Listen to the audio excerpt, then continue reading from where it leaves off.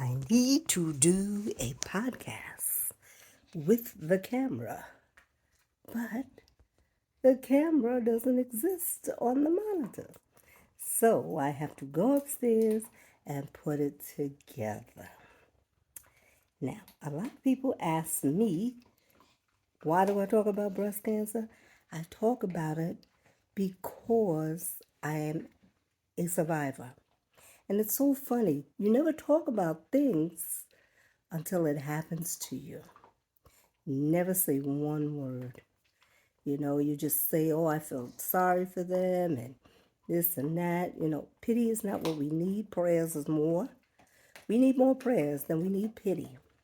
We can have our own pity party by ourselves. Trust me. I've had many, many of pity parties.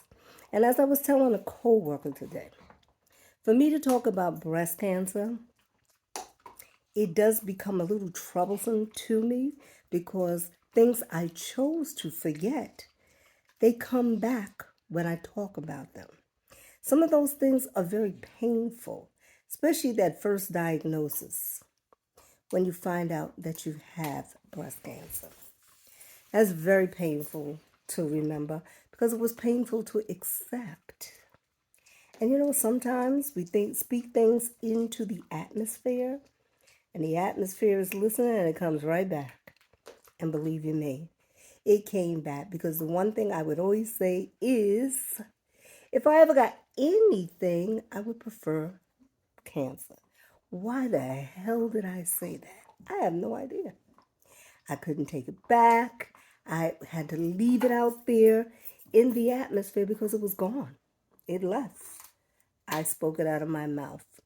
So for you, if you speak bad things about yourself, think before you speak because once you put it out there, that's it. But anyway, me with my breast cancer, it was a journey. Trust me. I knew absolutely nothing about triple positive breast cancer. For me, and I said it before on one of my podcasts, to me, cancer was just called cancer. I knew about stages, but I didn't know it in depth. And I'll be honest with you, it took me until 2021 to grasp the whole picture of my breast cancer. But there was always one question I wondered. I took birth control pills. Was that a cause for it? I had dense breasts. Was that another issue for it? I have no idea. The doctors will say no, but in my mind, when they told me about the triple positive, it has to do with the estrogen and progesterone. And what is in those birth control pills? Exactly that. And then the dense breasts. Dense breast means the tissue, the tissue is thick, so they really can't see what they need to see behind it. Even though they would say it was okay, more was needed, but back then, who knew? They just called it dense breast, and they would tell you a lot of women have it. But had I known that dense breast could have been a factor and it was hiding what was growing in there, probably I would have asked for more tests. But I'm not a doctor. I'm not in the medical profession. I just go to the doctor. They tell you everything is okay, and I'm fine with it. But as I've gotten older, I have learned to go a little deeper. So in other words, you can give me a prognosis, but we're going to go deeper. I want to know what could have caused that. Just like I had some other issues. I got these back spasms. All I remember is that growing up, 17, I came off of an airplane and I picked it up, the box, and that was it. I had hepatitis C. Where did I get that from? I had no idea. So all these things, they made me think. But the scariest thing, thank God I got done with the hepatitis C, the scariest thing out of everything was the cancer. That scared me. because I didn't know if there was what was in sight. All I could do is think back to when my mother she didn't have breast cancer, she had lymphoma. And it's really bad when you're in the medical profession and you do your own self-diagnosis. Not a good thing. And that's what she did. She told me. She knew she had cancer. And I used to tell her, how do you know? And she knew because she was a nurse and she remembered having a patient that had the same type of cancer she had.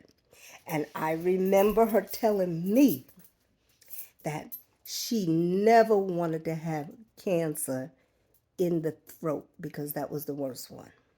So we put it out there and those words came back. She had it. So with this journey, I am learning a lot about putting words and negative words out there in the atmosphere because I've noticed they do come back to haunt you. So I will never say, I'm not going to say never, but I'm going to try to be mindful of what I am putting out there in the atmosphere because I just want positivity around me, nothing negative. But to go back to the breast cancer, that is something that I want to be an advocate about.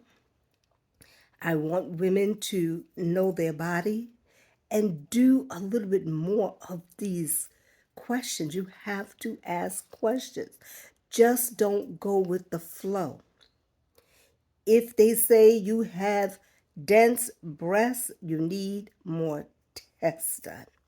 But the amazing thing and how God works, the year that I went in 2017 to get my annual mammogram was the exact same year when they stopped annual mammograms. And I recall my GYN, she asked me, what made you come for a mammogram? They don't do that anymore. Well, nobody told me. So I was doing what I have done for the past 20 years. I went for that annual mammogram. And it was God that had me go there and just follow the same protocol I do every year, every year, go for the annual mammogram. And because of that, I was able to beat cancer, as they say. But you never beat it. It goes into remission, and we pray that it stays there. Some people will say they're cancer free, but coming to find out, because cancer is a cell and it'll break off and it can spread anywhere, and everybody has them. As my doctor explained to me, it's like when you have a bad immune system and you can't fight off a cold. That is how cancer, when it spreads, it'll attach to good cells, and that's how it grows. So, and then we have the carcinogenics out here, the environment, you know. And I'm saying they have to have a cure for this. But we have to be mindful of the environment, mindful of some of the things you put into your body. I mean, the alcohol, which I did. And I'm sitting here and I'm thinking, and I'm like, was all of these things a factor into this diagnosis? I smoked cigarettes. And I'm like, really? So I think back and I tend to think back and I wonder, what if? I would never know what if. Because perhaps my what if was supposed to be my what did I do so I can have a story to tell you about my journey with breast cancer. And perhaps my what I did was to help me to help you bring awareness that a lot of factors are into cancer, not unless it is hereditary. Mine is not hereditary, not at all. Mine was caused because of the estrogen and progesterone, the hormones. And that's why every time I would question myself, did those birth control, excuse me, did those birth control pills contribute to this? Because I remember growing up, they would tell you that, if you take birth control pills, you could get cancer. Never said what kind of cancer. If you smoke while you do these birth control pills, you could have a heart attack. Thank God that didn't happen because I did smoke while I did the birth control pills. But never once until the doctor said, "Did you take any estrogen pills while you were going through menopause?" And I'm thinking back and I'm like, no, I took nothing. I went through it naturally. And come to find out that is hormone induced. And that's when I kept going back and I kept questioning it. I even asked her. But now science all of a sudden magically is saying that it could be. No, I don't think it could be. I think they knew it could do it, but who knew? I remember that year, so many young women were they were being diagnosed with cancer. People I know in 2017, that same year, I remember I got a text from a friend. I remember going to my treatment and seeing young women in there with breast cancer. What was it? We know that we have things in the atmosphere. We know we eat things that we shouldn't. We don't take care of the body like we say we should. And then sometimes it's the ones that are even healthier that are getting it. So is the probability, maybe they took birth control pills, but we do know that it's the atmosphere. The carcinogenics out there, all the chemicals and all these other things. These could be, and I believe they are part of the contributing factor with so many cases of cancer. I really believe that. But mine is breast cancer. So I was stage 2B. So I'll explain. 2B, that meant I had it in my breast and in the lymph nodes. If you don't have it in the lymph nodes, then it's 2A. 2B, because of the size, but the B was the lymph nodes. So it goes like you'll have stage 1A or 1B, 2A, 2B, 3A, 3B, and stage 4 is when it metastasize. Okay, yeah, I got it right. All right, yeah, that's it. So that is the stage where it has spread to other parts of the body.